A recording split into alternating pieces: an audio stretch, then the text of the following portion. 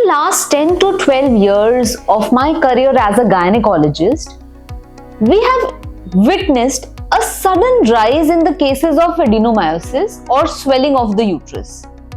इसके दो रीजन हो सकते हैं, या तो actually the frequency of adenomyosis has increased और हमेशा से adenomyosis इसी फ्रीक्वेंसी में था, बट आजकल की डायग्नोस्टिक मोडालिटीज जैसे कि अल्ट्रासाउंड, 3D अल्ट्रासाउंड और MRI द्वारा इसकी डायग्नोसिस बढ़ गई है। Let's understand what is adenomyosis. Adenomyosis generally endometriosis के साथ एसोसिएटेड होती है।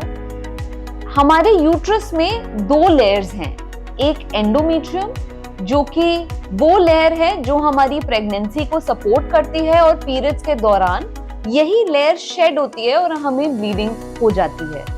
दूसरी लेयर है wall of the pregnancy which is actually the muscular wall which bloats during a pregnancy like a balloon.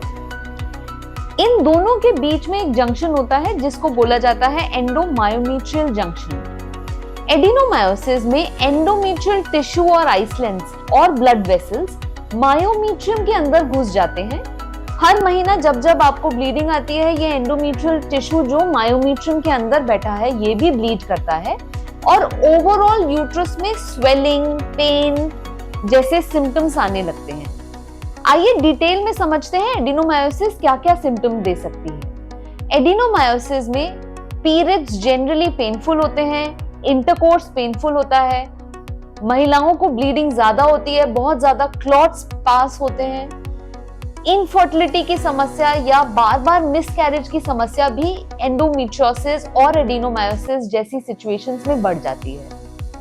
ये कंडीशन एक ईस्ट्रोजन डिपेंडेंट कंडीशन है। जब तक हमारी बॉडी में ईस्ट्रोजन रहेगा ये कंडीशन ग्रो करती जाएगी।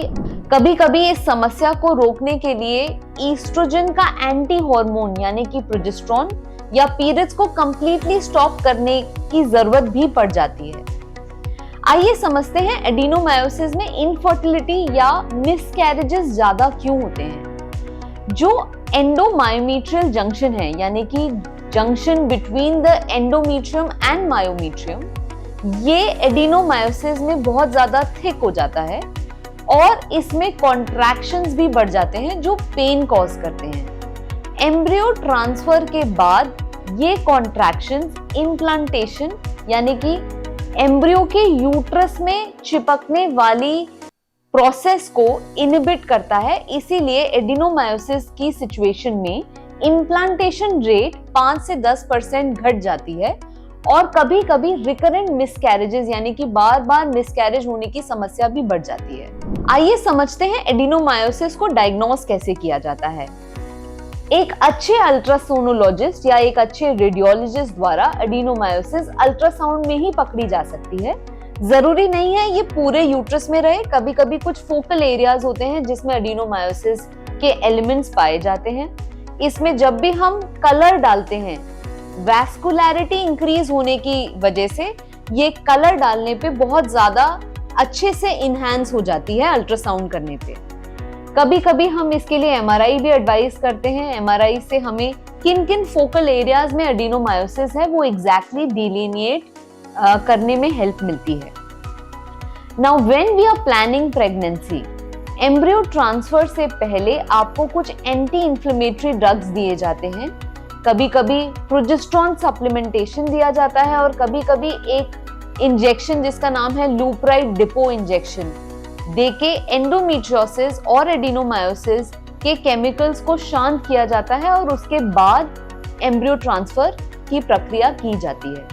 वेरी रेयरली अगर फोकल एडिनोमायोसिस है जो कि इंजेक्शंस, मेडिसिन्स द्वारा कंट्रोल नहीं हो पा रही है, ऐसी सिचुएशंस में फोकल सर्जरी, जिस एरिया में एडिनोमायोसिस है उस एरिया को रिमूव करने वाली सर्जरी की जाती है।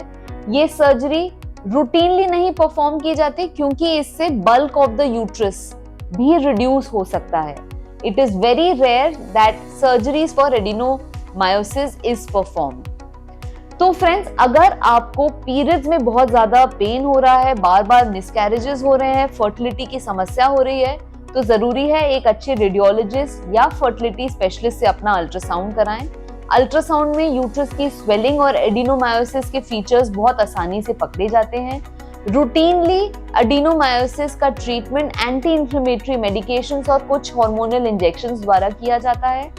आईवीएफ के पहले ये हार्मोनल इंजेक्शंस दिए जाते हैं जिससे आपकी इम्प्लांटेशन की प्रॉब्लम रिजॉल्व की जाए। It is a very much treatable problem now. Pregnancy खुद ब खुद, क्योंकि प्रोजेस्टेरोन हार्मोन के एक्सेस वाली सिचुएशन है, pregnancy is generally considered as a cure for adenomyosis. So friends, if anyone in your family or yourself is suffering from adenomyosis, don't sit at home. Please visit a fertility specialist and get that problem treated. Thank you.